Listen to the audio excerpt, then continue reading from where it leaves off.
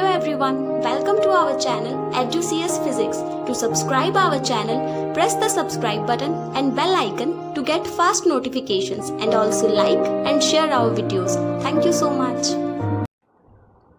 Hello everybody, welcome to our channel EduCS Physics. आज हम इस वीडियो में क्रिस्टलाइन सॉलिड्स के ऊपर डिस्कस करने वाले हैं। क्रिस्टलाइन सॉलिड्स क्या होता है और ये इसके कितने टाइप्स हैं, इसको किस प्रकार से डिवाइड किया जा सकता है, इन सब के बारे में। इससे पहले हमने जो वीडियो डिस्कस किया था उसमें हमने केवल सॉलिड्स पर बात की थी, सॉलिड क्या होता है, और उसमें सॉलिड्स के टाइप पढ़े थे। उसमें थे अमॉर्फस सॉलिड और क्रिस्टलाइन सॉलिड। तो आज हम क्रिस्टलाइन सॉलिड्स पर डिस्कस करने वाले हैं। अगर आप लोगों ने वो पहले वाला वीडियो नहीं देखा है तो नीचे डिस्क्रिप्शन में मैंने लिंक दे रखी है, आप वहाँ से देख सकते हो, या फिर ऊपर कॉर्नर में आई वाला बटन है वहाँ पर क्लिक करके आप वीडियो को देख लेना। तो वीडियो को एंड तक देखना ताकि टॉपिक आपको अच्छे से क्लियर हो जाए। तो चलिए करते हैं स्टार्ट। देखिए, पहले मैं क्रिस्टलाइन सॉलिड्स की डेफिनेशन को आपको रिवाइज करवा दूँ। We know that a crystalline solid is a solid material whose constituents are arranged in a highly ordered microscopic structure forming a crystal lattice that extends in all directions। कि जो हमारा crystalline solids है उसके जो constituents particle है वो इस according arranged होते हैं कि उनका ऑर्डर है वो फिक्स रहे। वो अपने पार्टिकल्स को इस तरह से फिक्स ऑर्डर में अरेंज करते हैं या एक बेहतरीन पैटर्न शो करते हैं। ये बात मैं पिछले वीडियो में बता चुका हूँ। अब देखिए, जो क्रिस्टलाइन सॉलिड है उसमें तो इंटरमॉलिक्यूलर फोर्स है, वो कितना स्ट्रॉन्ग है, उसके अकॉर्डिंग हम इसको 4 पार्ट्स में डिवाइड कर सकते हैं। देखिए, crystalline solids can be divided into 4 parts depending on how strong the intermolecular force is in the crystalline solids। तो देखिए, वो 4 पार्ट्स कौन कौन से मैं आपको एक बार बता दूं। फर्स्ट पार्ट है हमारा आयोनिक सॉलिड, सेकंड है कोवेलेंट या फिर जिसको हम बोलते हैं नेटवर्क सॉलिड, तीसरा है मेटेलिक सॉलिड और चौथा है मॉलिक्यूलर सॉलिड।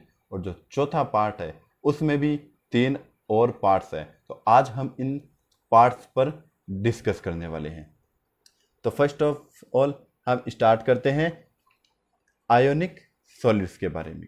आयोनिक सॉलिड्स क्या होता है, तो देखिए मैं आपको एक एग्जांपल के थ्रू इसको समझाता हूँ। आयोनिक सॉलिड्स क्या होता है, हम एक एग्जांपल ले लेते हैं NaCl का।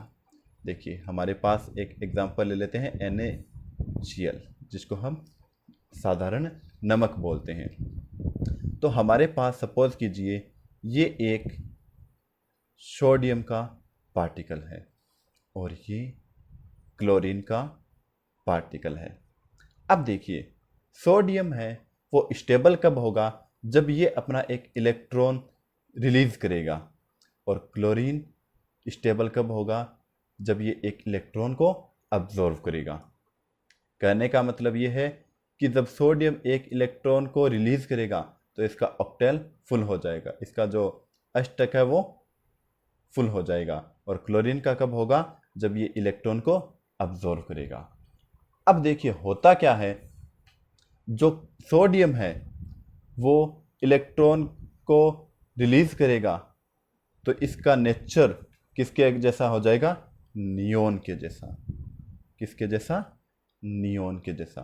देखिए, ये जब इलेक्ट्रॉन को रिलीज करता है तो ये इलेक्ट्रॉन यहाँ से क्लोरीन में चला जाता है, तो इस पर कौन सा चार्ज आ जाएगा, पॉजिटिव चार्ज। और ये जब इलेक्ट्रॉन को अब्जॉर्व कर लेगा तो इसके पास कौन सा आवेश आ जाएगा, चार्ज आ जाएगा, नेगेटिव चार्ज। तो ये किसके जैसे बिहेव करेगा, आर्गन के जैसे। किसके जैसे हो जाएगा, आर्गन के जैसे। तो अब जो सोडियम है वो तो नियोन के जैसा, और क्लोरीन है वो आर्गन के जैसा बिहेव करता है। तो हम कह सकते हैं कि ये इनर्ट गैसेस के जैसे बिहेव करने लगते हैं। अब देखिए ये पॉजिटिव है और ये नेगेटिव चार्ज है, तो यहाँ पर लगेगा इलेक्ट्रिक फोर्स। क्या लगेगा? इलेक्ट्रिक फोर्स, और इनके बीच में इलेक्ट्रोस्टैटिक आ जाएगा। तो ये क्या करेंगे? एक दूसरे को अट्रैक्ट करेंगे। क्या करेंगे? एक दूसरे को अट्रैक्ट, और अट्रैक्ट करेंगे तो ये दोनों मॉलिक्यूल्स एक दूसरे के पास पास आ जाएंगे, कुछ इस तरह। ये है सोडियम का मॉलिक्यूल्स और ये है क्लोरीन का मॉलिक्यूल्स। अब ये बन गए आयन। तो जब ये दोनों पास पास आ जाएंगे तो इनके बीच में एक बॉन्ड बन जाएगा, जिसको हम बोलते हैं आयोनिक बॉन्ड। कौन सा बॉन्ड बनेगा? Ionic bond. तो इस तरह से ये तो हमने एक बॉन्ड की बात की। ऐसे बहुत से सोडियम और क्लोरीन के पार्टिकल्स होंगे जो इस तरह से आयोनिक बॉन्ड बनाएंगे। जैसे यहाँ पर एक एग्जांपल, यहाँ पर भी एक पॉजिटिव और नेगेटिव सोडियम और क्लोरीन का आयन है जो बॉन्ड बना रखा है। अब होगा क्या? ये पॉजिटिव आयन इसको रेपल करेगा, ये नेगेटिव आयन इसको रेपल करेगा, लेकिन ये पॉजिटिव इस नेगेटिव को अट्रैक्ट करेगा और ये नेगेटिव इस पॉजिटिव को अट्रैक्ट करेगा। तो होगा क्या? ये तो यहाँ पर और ये यहाँ पर कुछ इस तरह से आ जाएंगे, इस तरह से आएंगे। तो इस तरह से ये एक दूसरे के साथ बॉन्ड बनाते हुए एक क्रिस्टल सॉलिड्स का निर्माण करते हैं, क्रिस्टल सॉलिड्स को प्रिपेयर करते हैं। आई होप ये चीज़ आपको समझ में आ गई होगी। इस तरह से हमारे पास एक क्रिस्टल का निर्माण होता है, क्रिस्टल फॉर्म होता है, और ये किसकी वजह से बना है? आयन्स की वजह से। तो इसलिए हम बोलते हैं इसको आयोनिक सॉलिड। तो चलिए अब इसकी डिटेल में डेफिनेशन देखते हैं, क्या होता है आयोनिक सॉलिड। तो देखिए, when the electron donor atom come close to the acceptor atom, मतलब कि जो सोडियम का डोनर एटम है वो किसके क्लोज आता है? क्लोरीन के एक्सेप्टर एटम के close. By applying mutual attraction force the valence electron is transferred from the donor atom to the acceptor atom and they form oppositely charge ions. और क्या कर लेते हैं? अपोजिटली चार्ज आयंस का निर्माण कर लेते हैं। So the ion acquires the structure of normally inert gases. मैंने अभी आपको बताया था कि ये किसके जैसा स्ट्रक्चर बना लेते हैं? इनर्ट गैस, अक्रिय गैसों के जैसा, जैसे नियोन और आर्गन है। There is strong electric attraction force, तो इनके बीच में एक इलेक्ट्रिक अट्रैक्शन फोर्स काम करता है between these ions. This type of bond is called ionic bond. तो यहाँ पर जो बॉन्ड बनेगा वो कैसा होगा? Ionic bond. अभी मैंने आपको जो समझाया था ठीक वैसे ही है। And solid made of these bonds is called ionic solids.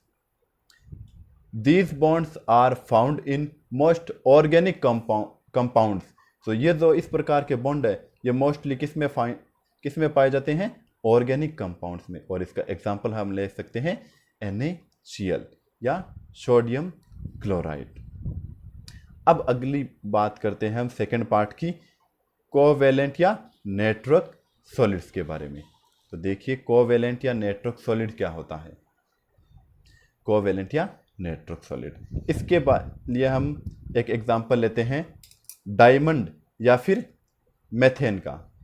Diamond या मेथेन का, आप लोगों ने डायमंड या फिर मेथेन की स्ट्रक्चर देखी होगी। चलिए मैं यहाँ पर मेथेन की स्ट्रक्चर, इसका फॉर्मूला होता है CH4। तो यहाँ पर ये तो आएगा क्लोरीन, और क्लोरीन के पास 4 वैलेंस इलेक्ट्रॉन है, क्लियर है। और हाइड्रोजन के पास 1 वैलेंस इलेक्ट्रॉन है, कुछ इस तरह से। तो टोटल हाइड्रोजन कितने हैं? 4 हाइड्रोजन हैं। ये आ गए हमारे पास इनके वैलेंस इलेक्ट्रॉन। तो ये क्या करेगा? एक वैलेंस बॉन्ड बनाएगा क्लोरीन और हाइड्रोजन आपस में, कुछ इस तरह से। ये इनके पास एक वैलेंस बॉन्ड प्रिपेयर होगा, क्लियर है। तो इस तरह से जो बॉन्ड बनता है वो कौन सा होता है? Covalent bond. और इससे जो सॉलिड बनता है वो कैसा होता है? कोवेलेंट सॉलिड होता है। क्लियर है? समझ में आ गई? और ऐसे बहुत से पार्टिकल्स आपस में मिलेंगे तो क्या बनाएंगे? कोवेलेंट सॉलिड बनाएंगे। देखिए इसकी पढ़ते हैं detail. In many crystals the bond between atom is also formed by sharing of their valence electron. ये क्या करते हैं? अपने जो वैलेंस इलेक्ट्रॉन उनको शेयर करते हैं, साझा करते हैं एक दूसरे के साथ। This bond is called covalent bond and this type of bond is formed by sharing of incompleted outer shell valence electron of atoms. A solid made of this type of bond is called covalent solid. तो मैंने अभी आपको बताया था इस type के जो solid है वो क्या कहलाते हैं? कोवेलेंट सॉलिड्स कहलाते हैं। और इसका एग्जांपल हम पढ़ सकते हैं डायमंड और मेथेन। तो मैं आगे इस पिक्चर में देखिए आपको डायमंड की स्ट्रक्चर दिख रही है। तो ये एक दूसरे के साथ जो इलेक्ट्रॉन है वो वैलेंस इलेक्ट्रॉन है और ये वैलेंस इलेक्ट्रॉन को शेयर करके बना रहे हैं एक कोवेलेंट सॉलिड। अब देखिए इसका आगे। अब हम बात करते हैं मेटेलिक सॉलिड्स पर। मेटेलिक सॉलिड्स क्या होते हैं? तो एक बात मैं आपको बता दूं कि ये जो आप टॉपिक पढ़ रहे हो सॉलिड स्टेट्स का, क्रिस्टलाइन सॉलिड्स, इसकी पीडीएफ आपको हमारे टेलीग्राम चैनल पर अवेलेबल है, जिसकी लिंक मैं नीचे डिस्क्रिप्शन में डाल रहा हूँ। तो आप वहाँ पर जाकर के चैनल ज्वाइन कर सकते हैं और पीडीएफ डाउनलोड कर सकते हैं। तो चलिए अब बात करते हैं मेटेलिक सॉलिड्स पर। और मेटेलिक सॉलिड्स के बारे में पढ़ने के लिए मैं आपको एक एग्जांपल पर डिस्कस कर लेते हैं। तो देखिए हम आयन पर डिस्कस करते हैं। हमारे पास आयरन का एक एग्जांपल लेते हैं, Fe का। हमारे पास ये मॉलिक्यूल्स है आयरन के कुछ इस तरह से। क्लियर है? ये Fe के मॉलिक्यूल्स है। इनमें क्या होता है? यहाँ पर जो ये स्पेस होता है इसमें इलेक्ट्रॉन पाए जाते हैं, फ्री इलेक्ट्रॉन्स। इनमें क्या पाए जाते हैं? Free electrons.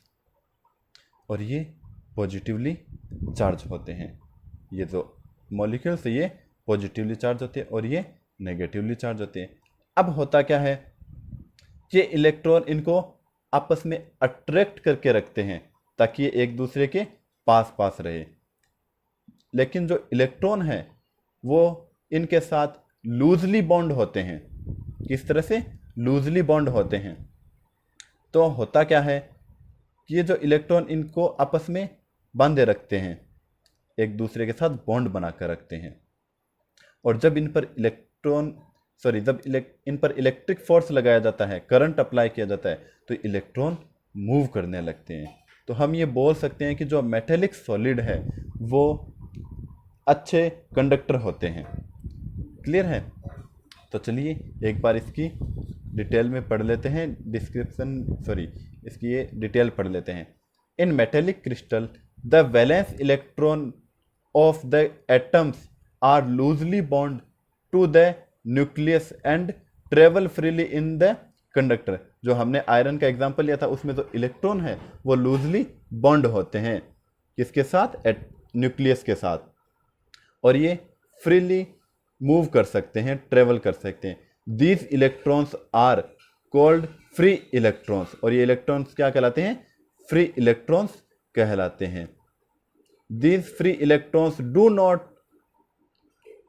Not belong to any atom, but these free electron interact with the cations in the metal lattice to form weak bonds that are called metallic bond। मैंने अभी आपको बताया था कि जो बॉन्ड बनाते हैं इलेक्ट्रॉन कैटाइंस वो क्या होते हैं? वीक होते हैं। Form weak bonds that are called metallic bonds। A solid made of this type of bond is called metallic solid। और इसका एग्जांपल हम ले सकते हैं आयरन।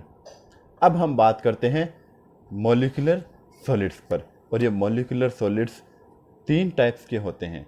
वो होते हैं नॉन पोलर, पोलर और हाइड्रोजन सॉलिड्स। तो देखिए मॉलिक्यूलर सॉलिड्स पर डिस्कस करते हैं। Molecular solids can be divided into 3 parts. First है नॉन पोलर।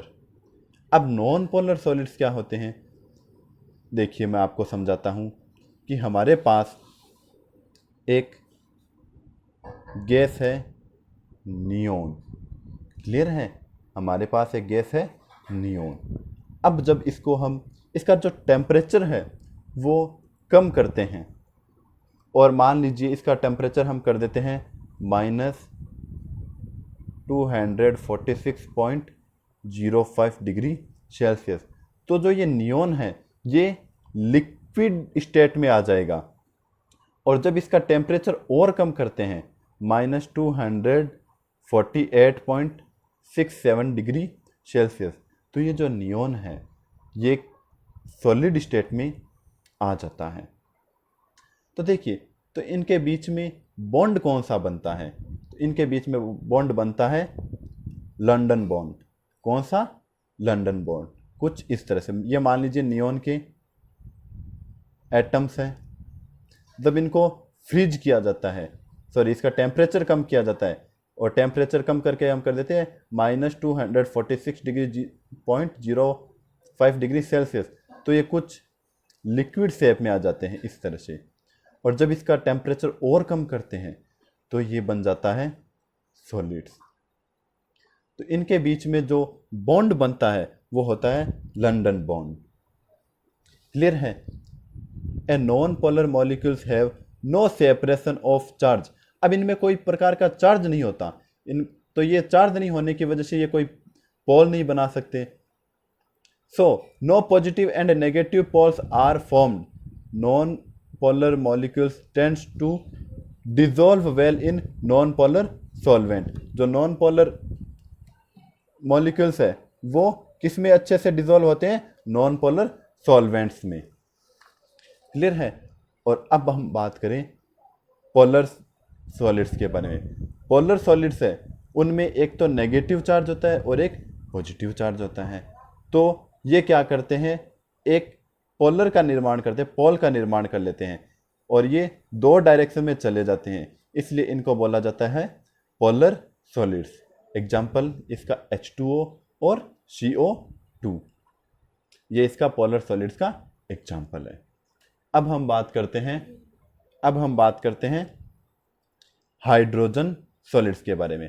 हाइड्रोजन सॉलिड्स है वो पोलर सॉलिड का ही एक पार्ट है, मतलब इसके सिमिलर है।